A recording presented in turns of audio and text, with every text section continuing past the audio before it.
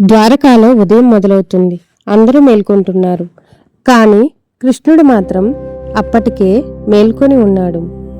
అతని ముఖంలో ఏదో చిన్నపిల్లాడి సరదా నవ్వు. ఈరోజు అని తనలో తానే అనుకుంటున్నాడు. ఈరోజు ప్రేమను మాటలతో కాదు, కానుకలతో చెప్పాలి అని కృష్ణుడు తన భార్యల గురించి ఆలోచిస్తాడు. ప్రతి ఒక్కరి ప్రేమ ఒకేలా కాదు, కానీ ప్రతి ఒక్కరి హృదయం నాకు ఒకేలా ప్రియమైనది. ఒక్కొక్క రాణి, ఒక్కొక్క ప్రపంచం, ఒక్కొక్క చిరునవ్వు, ఒక్కొక్క అర్థం.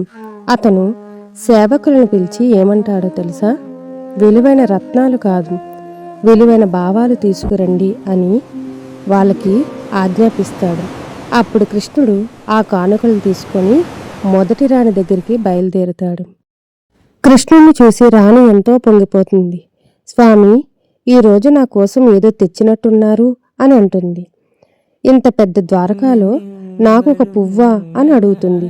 కృష్ణుడు నవ్వుతూ, రుక్మిణి, నువ్వు ఎప్పుడూ నాలోని దేవుణ్ణి చూడలేదు. నాలోని మనిషిని చూసిన ఏకైక ప్రేమ నీదే. ఆమె కళ్ళు తడుస్తాయి. ఆ కమల పువ్వు తీసుకొని ఆ రాణి ఎంతో పొంగిపోతుంది. ఇప్పుడు కృష్ణుడు రెండవ రాణి ఇంటికి వెళ్తాడు. ఆమె చిలిపి. ఆమె ప్రేమలో కొంచెం గర్వం. కృష్ణుడు ఆమెకి ఇస్తాడు చిన్న అద్దం. ఆమె అంటుంది, ఏమిటిది కృష్ణ? బంగారం లేదు, వజ్రాలు లేవా?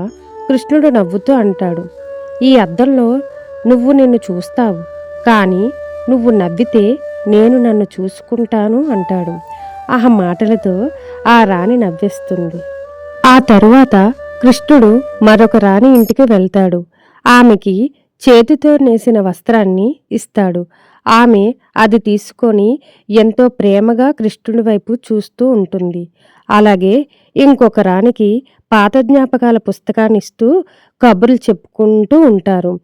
అలాగే ఇంకొక రాణికి మౌనంగా కూర్చునే సమయాన్ని ఇచ్చాడు. అప్పుడు కృష్ణుడు ఆ రాణితో అంటాడు, ప్రేమను కొనలేం, ప్రేమను గుర్తుపెట్టుకోవాలి అని అంటాడు. సాయంత్రం అందరి రాణులను సముద్రం దగ్గరికి తీసుకువెళ్తాడు. కృష్ణుడు చివరి కానుకగా ఏమిస్తాడో తెలుసా? తన చిరునవ్వు, తన సమయం. అతను చెప్తాడు, నాకు ఉన్నదంతా మీరే.